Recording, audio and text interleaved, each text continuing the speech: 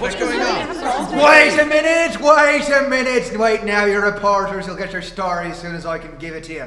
Until then, you gotta leave us alone. Come on now, get out! Those reporters are enough to drive a guy nuts. Well, you were right, Nick. It was a body. A skeleton, rather, buried in lime. I wonder what Wynand had against this one. Did you find any clothes? Yes, but no identification on them. Just a silver belt buckle with the initials DWR. DWR? Who was that? I got an idea. That case you worked on. The guy who threatened to kill Wynand. What was his name?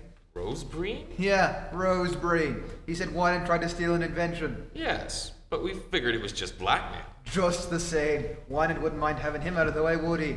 And according to the doc, the body's been here at least a couple of months. That's just about the time Wynand closed the shop. Right.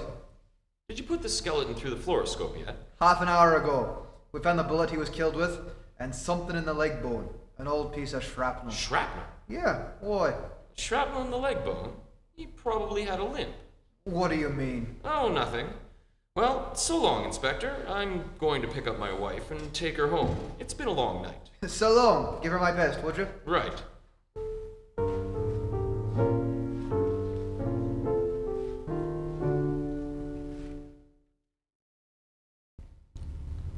Where are we going, Nick? Back to the hotel, my sweet. Pack our bags and take a nice trip somewhere. A trip? Oh no. Oh, bless my soul, woman. I give you 3 murders and you're not satisfied. I want you to stay and find Wynand. I did find him. What do you mean? He was down in the shop. Nick! It was his body was buried there. Nick, you better lay off the liquor. That's a fact. Wynand's body? Yep. But they all said it was Rosebreen's. That's what they think. Guild and all of them. They take it for granted that it's just another of Wynand's victims. Guild's hot-footing it around now, looking for Wynand. That's all that troubles him. What makes you so sure it's Wynand's body? Yeah, several things. Nick, you'll drive me crazy. What things? What things made you so sure?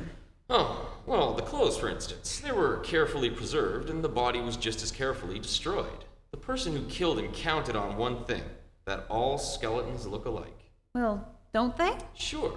I remember that Wynand had some shrapnel in his shin. It often bothered him. They found it under the fluoroscope. How long has he been dead? A couple of months, anyway. Then he couldn't have committed those other murders. Smart gal. Wynand dead. Does Dorothy know? No, nobody but you.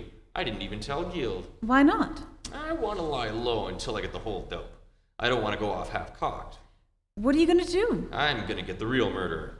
I've got an idea. Want to see me take him? Yes. Got a nice evening dress? I've got a Lulu.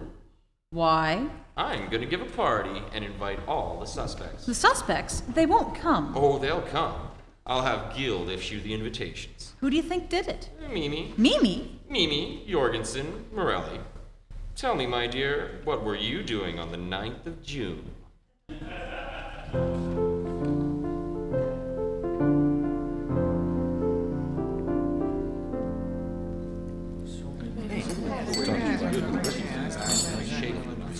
Excuse me.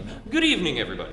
Nick Charles, what is the meaning of this? The meaning of what, Mimi? Why were we all bounded up like common criminals and brought to the city? To eat, Mimi, and talk. Will everyone please be seated? Dorothy here. Thank you. Andy, next to her, please. Oh, but Mr. Charles, we... Please. Very well. Mimi, on the other side of Andy. Mr. Jorgensen, over there, please. You're very kind, Mr. Charles. Not at all. Mr. Macaulay next. Of course. Morelli, What? right where you are. Say, listen. Sit down. Aw. And, Gilbert, you can just sit next to Mom. Mr. Charles, I have a theory. We'll listen to it later. Inspector Guild, you and your men will stand by the door and wait, please. Sure. Fine. Now, Nora, you'll sit here by me. You give such charming parties, Mr. Charles. Thank you, Mrs. Charles. Now, we're ready to begin. Could you please pass the celery, Mrs. Wynant? No, I will not. I demand to know why we are here. Before dinner? All right. I've got some very important news. I've seen Wynant. You did? That's nothing. I saw him myself. You did? Where? Last night, he came to see me in my apartment. Oh, did he? What did he say? He didn't say very much. Wanted to know how I was and how the children were. I'm afraid you're lying, Mimi. You see, I really did see Wynant last night. Are you kidding? No, Then why didn't you tell me? Why didn't you hold him? because I found out for certain that he didn't commit the murders. Let him have his say. Thank you. Morelli, you knew Julia. Was she jipping Wynant, taking dough on the sly? She don't say she is, but I figure she is, yeah. Thank you. Now I'll tell you why I know Wynant didn't commit those murders. 3 months ago, Wynant found out that Julia was cheating him and splitting with some man. He went to find the man, and he did. The man was desperate. He knew that he was caught dead to rights, and with prison staring him in the face, he took the only way out. He killed Wynant. It's terrible to tell you this way, but your father's dead, Dorothy. Dead? He's been dead for 3 months. Dead? Darling, don't cry, please. I know it's terrible, but isn't it really better this way? Andy. You'd better take her home, Andy. Yes, Mrs. Charles. Come on, darling. Let them out, Inspector. Open up. Don't cry, darling. This is absurd. How can Clad be dead? You said yourself you saw him last night. And so I did. I saw him lying buried in his shop. You mean that body? Was Wynant's. Perfectly absurd. And the murderer is right here in this room tonight. He's sitting at this table. You're not gonna keep us in the dark, are you? Tell us, who is it? I don't know. But I thought if we had a little get-together, we might be able to find out. I'll tell you as much as I know. Go right on, Edith. This murderer is a very clever man. He studied this thing out very carefully. You'd understand that, wouldn't you, Gilbert? What? Yes. No! He planned the whole thing beautifully. After he killed Wynant, he wired Macaulay, using Wynant's name, and told him to shut up the shop. He destroyed all of Wynant's clothing, with the exception of his watch chain. He figured that someday that might come in handy. Then he took Wynant's body and buried it in the shop with another man's clothes to throw us off the track. He even put a belt buckle with an R on it, hoping that we'd think it was Rosegreen, an old enemy of Wynant's who dropped out of sight years ago. Morelli, do you mind holding your knife another way? You're worrying Gilbert. If that knife is missing, I'll look for it in your back. After our hero killed Wynant, he got a brilliant idea. He realized that he and Julia could still collect money. Wynant was supposed to be on a trip. No one knew where. So our dinner guest wrote letters to Macaulay, signing Wynant's name so that Macaulay would continue to send the money to Julia.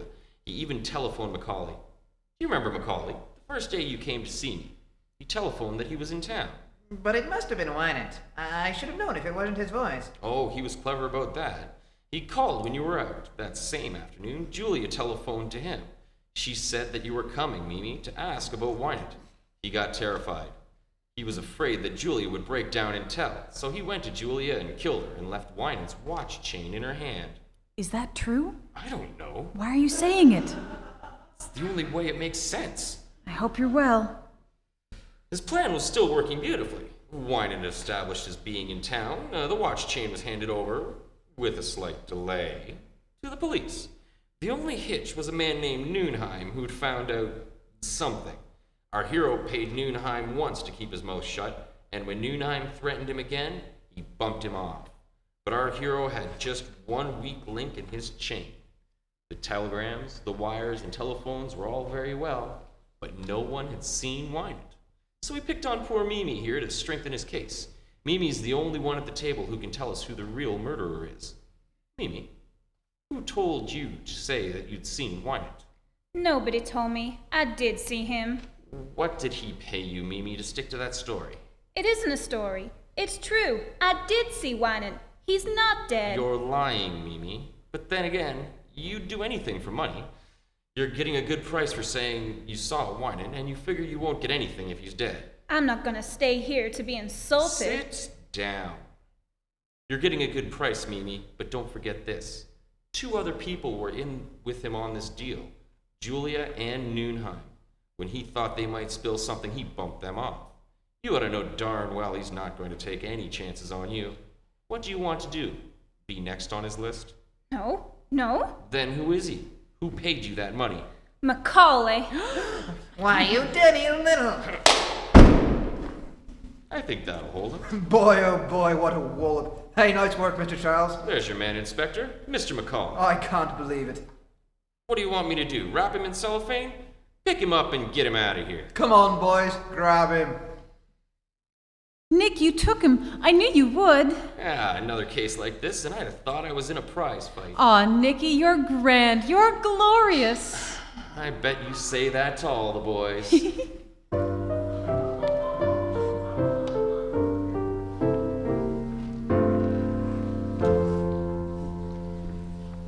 Well, that's that. The story of the Thin Man has been recreated for you by the talented voices of Eric Logan, Russ Wong, Jen Steger, Dave O'Grady, Ashley Kirby, and Georgina Gill, with Heather MacDonald as Nora, and Ty Zinger as Nick Charles.